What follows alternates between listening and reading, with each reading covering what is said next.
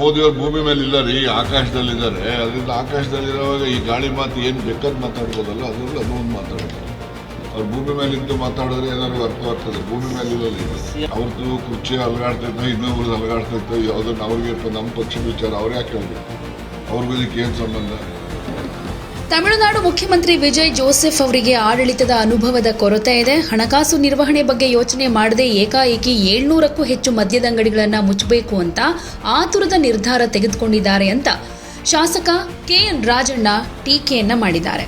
ಇನ್ನು ಕರ್ನಾಟಕದಲ್ಲಿ ಮುಖ್ಯಮಂತ್ರಿ ಕುರ್ಚಿ ಅಲುಗಾಡ್ತಿದೆ ಅಂತ ನರೇಂದ್ರ ಮೋದಿ ಅವರ ಹೇಳಿಕೆಯನ್ನ ಕೂಡ ಟೀಕೆ ಮಾಡಿದ್ದಾರೆ.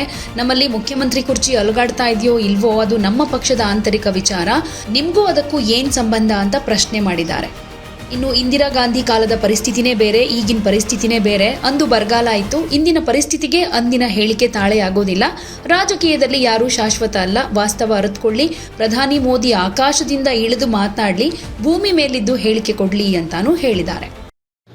ರಾಹುಲ್ ಗಾಂಧಿ ಅವರು ಹೋಗಿ ಅವ್ರಿಗೆ ಅಭಿನಂದನೆ ಸಲ್ಲಿಸಿದ್ದಾರೆ. ಅವರು ಅಭಿನಂದನೆ ಸಲ್ಲಿಸಿದ್ರೆ ಇಡೀ ದೇಶದಲ್ಲಿರ್ತಕ್ಕಂಥ ಕಾಂಗ್ರೆಸ್ ಪಕ್ಷದ ಎಲ್ಲ ಹಿರಿಯ ಕಿರಿಯ ನಾಯಕರುಗಳು ಎಲ್ಲರೂ ಕೂಡ ಅಭಿನಂದನೆ ಸಲ್ಲಿಸೋದ್ರಲ್ಲಿ ನಾವೆಲ್ಲರೂ ಕೂಡ ಭಾಗಿಯಾದ ಅರ್ಥ.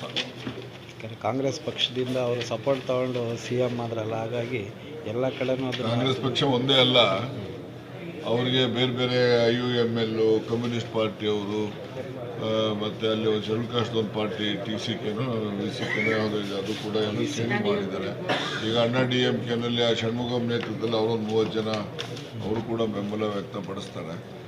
ನಾನು ಹೇಳೋದು, ಅವರು ಹೋಗ್ತಕ್ಕಂಥ ದಾರಿ ಭಾಳ ಮುಳ್ಳಿನ ಹಾದಿ. ಈಗ ಕರ್ನಾಟಕದಲ್ಲಿ ಇವೆಲ್ಲ ಫೀಬೀಸ್ ಎಲ್ಲ ಕೊಟ್ಟು ಸರ್ಕಾರದಲ್ಲಿ ಯಾವ ಥರ ಬೆಳವಣಿಗೆಗಳು ಆಗ್ತಾ ಇದ್ದಾವೆ ಅನ್ನೋದನ್ನ ಗಮನದಲ್ಲಿ ಇಟ್ಕೊಂಡಿದ್ದೀವಿ ನಾವು.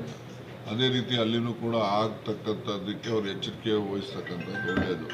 ಈ ನಿನ್ನೆ 700 ಅಂಗಡಿಗಳನ್ನೇನೋ ಮುಚ್ಚಿಬಿಟ್ಟಿದ್ದೀವಿ ಅಂತಾರಲ್ಲ, ಅದೆಲ್ಲ ಭಾಳ ಆತುರದ ತೀರ್ಮಾನಗಳು. ಅವೆಲ್ಲ ಮುಂದಕ್ಕೆ ಅವರು ದೇವಸ್ಥಾನ ಅವು ಇವು ನಾವು ಕೊಡೋದಿಲ್ಲ, ಅದನ್ನು ರಿಸ್ಟ್ರಿಕ್ಷನ್ ಮಾಡ್ಕೊಂಡ್ಲಿ. ಇವರು ರೆವಿನ್ಯೂ ಬರೋವನ್ನೆಲ್ಲ ಮುಚ್ಕೊಂಬಂದ್ಬಿಟ್ರೆ ನಾಳೆ ಎಲ್ಲಿ ದುಡ್ಡು ಇರ್ತಾನೆ ಏನಾರು ಖರ್ಚು ಮಾಡೋದು, ದುಡ್ಡೇ ಇಲ್ಲದಿದ್ರೆ ಖರ್ಚೇನು ಮಾಡ್ತಾರೆ. ಸೊ ಅದರಿಂದ ಕೆಲವು ಆತುರದ ತೀರ್ಮಾನ ಏನು ಮಾಡ್ತಾರೆ, ಅದು ಅವರಿಗೆ ಎಕ್ಸ್ಪೀರಿಯನ್ಸ್ ಇಲ್ಲ ಅಡ್ಮಿನಿಸ್ಟ್ರೇಷನಲ್ಲಿ ಅಂತ ತೋರಿಸ್ತದೆ. ಅಂಥದ್ರ ಬಗ್ಗೆ ಎಲ್ಲ ಎಚ್ಚರಿಕೆ ಇರಬೇಕು ಅಂತಕ್ಕಂಥ ಒಂದು ಕಿವಿ ಮಾತು ನಂದು. ಸ್ಟಾಲಿನ್ ಬಂಗಾರದ ಬಗ್ಗೆ ಹೇಳಿದ್ದಾರೆ, ಬಂಗಾರ ಖರೀದಿ ಮಾಡಬೇಡ್ರಿ. ಈಗ ಮೋದಿಯವ್ರು ಭೂಮಿ ಮೇಲೆ ಇಲ್ಲ ರೀ, ಆಕಾಶದಲ್ಲಿದ್ದಾರೆ. ಅದರಿಂದ ಆಕಾಶದಲ್ಲಿರುವಾಗ ಈ ಗಾಳಿ ಮಾತು ಏನು ಬೇಕಾದ್ ಮಾತಾಡ್ಬೋದಲ್ಲ, ಅದರಲ್ಲಿ ಅದು ಒಂದು ಮಾತಾಡಿದ್ದಾರೆ.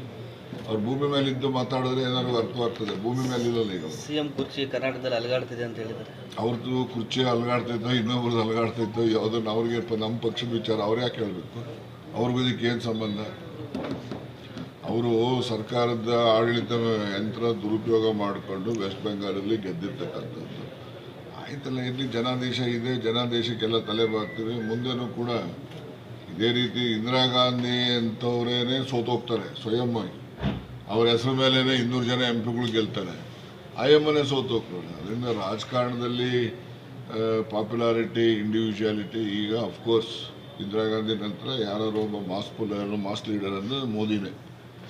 ನಾವು ಮೋದಿ ಹೊಗಳ್ಬಿಟ್ಟ ಅಂತ ಹೇಳಿ ನೀವೇ ಬರ್ಕೊಂಡ್ರೆ ನಮ್ಮವರೆಲ್ಲ ಕಣ್ಣು ಕೆಂಪು ಮಾಡ್ಕೊತಾರೆ. ನಾನೇನು ಹೊಗಳೋದಲ್ಲ, ವಾಸ್ತವಾಂಶ ಹೇಳೋ ಅಂಥದ್ದು. ಅದರಿಂದ ಹೇಳಿದ್ದಾರೆ, ಆಕಾಶದಲ್ಲಿದ್ದಾರೆ. ಅವರು ಭೂಮಿಗೆ ಬಂದ ಮೇಲೆ ಗೊತ್ತಾಗ್ತದೆ ಅವ್ರಿಗೆ ಕಷ್ಟ ಸುಖ ಏನು ಅಂತ. ಬಿಜೆಪಿಯವರು ಇಂದಿರಾ ಗಾಂಧಿ 1962 ಹೇಳಿದ್ರಲ್ಲ, ಬಂಗಾರ ಖರೀದಿ ಮಾಡಬೇಡ್ರಿ, ಅದನ್ನ ಪೋಸ್ಟ್ ಮಾಡ್ಕೊಂಡು ಇದು ಮಾಡ್ತಾರೆ. ಇದ್ರ ಬಗ್ಗೆ ಇಂದಿರಾ ಗಾಂಧಿ ಅವರು ಹೇಳಿದ್ರು ಅಂತ ಇಟ್ಕೊಳ್ಳೋಣ.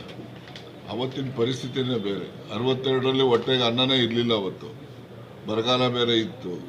ಅಂಥ ಕಾಲದಲ್ಲಿ ಜನ ನೆಮ್ಮದಿಯಿಂದ ಇರಲಿ ಅನ್ನೋ ದೃಷ್ಟಿಗೆ ಯಾವುದೋ ಲೆಕ್ಕಾಚಾರ ಹಾಕಿ ಹೇಳಿರ್ತಾರೆ. ಆ ಪರಿಸ್ಥಿತಿ ಇವತ್ತಿಲ್ಲ. ಇವತ್ತು ಪ್ರತಿಯೊಬ್ಬನ ಮನುಷ್ಯನಲ್ಲೂ ಕೂಡ ಇವತ್ತು ಊಟ ತಿಂಡಿಗೆ ಕೊರತೆ ಇರ್ತಕ್ಕಂಥ ಇಲ್ಲ. ಅವತ್ತು ಒಂದು ತನ್ನಕ್ಕೇನೆ ಜನ ಅವತ್ತು ಒದ್ದಾಡ್ತಾ ಇದ್ರು. ಅವಾಗೆಲ್ಲ ಅಷ್ಟು ಕಷ್ಟ ಇರ್ತಾ ಇತ್ತು. ಅಂಥ ಕಾಲದಲ್ಲಿ ಆವತ್ತಿನ ಕಾಲಕ್ಕೆ ಅವರು ಆ ತೀರ್ಮಾನ ಸರಿ ಇರ್ಬೋದು. ಬಟ್ ಇವತ್ತಿನ ಕಾಲಕ್ಕೆ ಅದು ತಾಳಮೇಳ ಆಗಿ ಹೊಂದಾಣಿಕೆ ಆಗೋದಿಲ್ಲ. ಅದು ಹೇಳಿದ್ದಾರೆ ಪ್ರಧಾನಮಂತ್ರಿ, ದೇಶದ ನಾಯಕ ಹೇಳಿದ ಮೇಲೆ ಆಯಿತು, ಜನ ಕೇಳಲಿ ಬಿಡಿ, ಏನು ತಪ್ಪೇನಿದೆ. Okay, thank you. ಯಾವುದೇ ಸುದ್ದಿಯ ಅಪ್ಡೇಟ್ ಅನ್ನ ಮಿಸ್ ಮಾಡ್ಕೊಳ್ಬಾರ್ದು ಅಂದ್ರೆ ಈಗ್ಲೇ ಒನ್ ಇಂಡಿಯಾವನ್ನ ಸಬ್ಸ್ಕ್ರೈಬ್ ಮಾಡಿ. ನಿಮಗೆ ಬೇಕಾದ ಭಾಷೆಯಲ್ಲಿ ಎಲ್ಲಾ ಸುದ್ದಿ ತಿಳಿಬೇಕು ಅಂದ್ರೆ ಒನ್ ಇಂಡಿಯಾ ಆಪ್ ಅನ್ನ ಡೌನ್ಲೋಡ್ ಮಾಡ್ಕೊಳ್ಳಿ.